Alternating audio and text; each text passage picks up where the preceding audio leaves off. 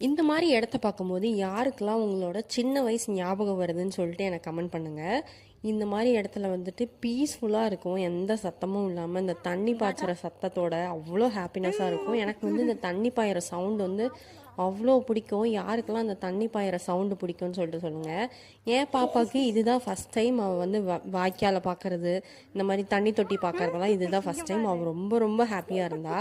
எங்கள் பாட்டி வீட்டுக்கு போயிருந்தோம்.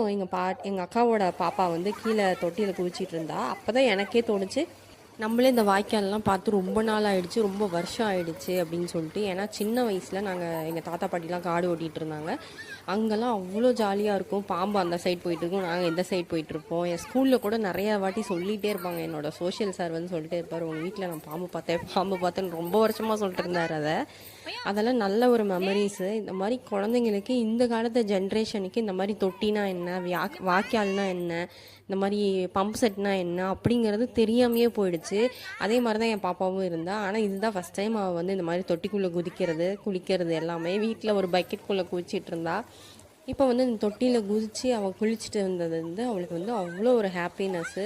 இந்த மாதிரிலாம் அவள் பார்த்ததும் கிடையாது, இந்த மாதிரி குளித்ததும் கிடையாது. இதுதான் ஃபஸ்ட் டைம் அவளுக்குமே எக்ஸ்பீரியன்ஸு. எனக்கு வந்து ரொம்ப ஹாப்பியாக இருந்தது. அந்த தண்ணி சவுண்டை கேட்கும் போதே அவ்வளோ ஜாலியாக, அவ்வளோ ஹாப்பினஸ்ஸாக இருக்கும். எவ்வளோ கஷ்டம் இருந்தாலும் மறந்து போயிடும். இந்த மாதிரி உங்கள் குழந்தைங்கள தயவு செஞ்சு ஒரு நாள் 2 நாளாவது இந்த மாதிரி ஒரு வில்லேஜுக்கு எங்கேயாவது கூட்டிகிட்டு போயிட்டு இந்த மாதிரி பம்ப் செட்டெல்லாம் கூப்பிட்டு போய் காட்டுங்க. ஏன்னா அவங்களுக்கு வந்து தெரியாமையே போயிடுச்சு. இப்போ அப்படின்னா என்னன்னே தெரியாது அவங்களுக்கு, டிவியில் பார்க்குறதோட சரி. ஆனால் அதை எக்ஸ்பீரியன்ஸ் பண்ணி பார்த்தா மட்டும்தான் அவங்களோட ஹாப்பினஸ் எப்படி இருக்கும் அப்படின்றத அவங்களால ஃபீல் பண்ண முடியும். அதனால் கண்டிப்பாக கூட்டிகிட்டு போயிட்டு காட்டுங்க. அப்போல்லாம் நெல்லுக்காடு வச்சுருக்கவங்க மோஸ்ட்டாக அந்த மாதிரி பெரிய பெரிய தொட்டி வச்சுருப்பாங்க. ஏன்னா அந்த அரிசியை வந்து அந்த நெல்லை வந்து ஊற வச்சிடணும் அப்படின்னு சொல்லிடுறதுக்காக, வேக வைக்கிறதுக்காக. ஆனால் இப்போல்லாம் அதெல்லாம் கம்மியாயிட்டே வருது, ஏன்னு தெரில. எனக்கு வந்து அந்த தண்ணியை பார்த்துட்டு தொட்டிக்குள்ளே இறங்கணும்னு ஆசை தான். ஆனால் எனக்கு வலிக்கு விட்டுருமோன்னு ஒரு பயத்துலேயே நான் இறங்கவே இல்லை, ஏன்னா ப்ரெக்னெண்ட்டாக இருக்கனால. இல்லைன்னா நான் நார்மலாக இருந்தால் நேரம் இறங்கி வச்சுருப்பேன்.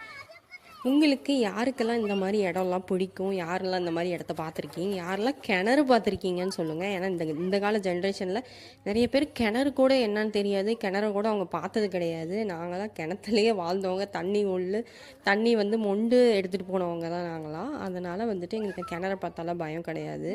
நாங்களும் குளித்து நல்லா ஆட்டம் போட்டுட்டு கிளம்பியாச்சு, எங்கள் பாட்டி வீட்டுக்கு கிளம்பியாச்சு. இந்த மாதிரி ஆடு மாடு இதெல்லாம் பார்க்கும்போதே நமக்கு ஒரு பீஸ்ஃபுல்லாக இருக்கும் மைண்டு. யாருக்கெல்லாம் அப்படி இருக்கும்னு சொல்லிட்டு கமெண்ட் செக்ஷனில் சொல்லுங்கள்.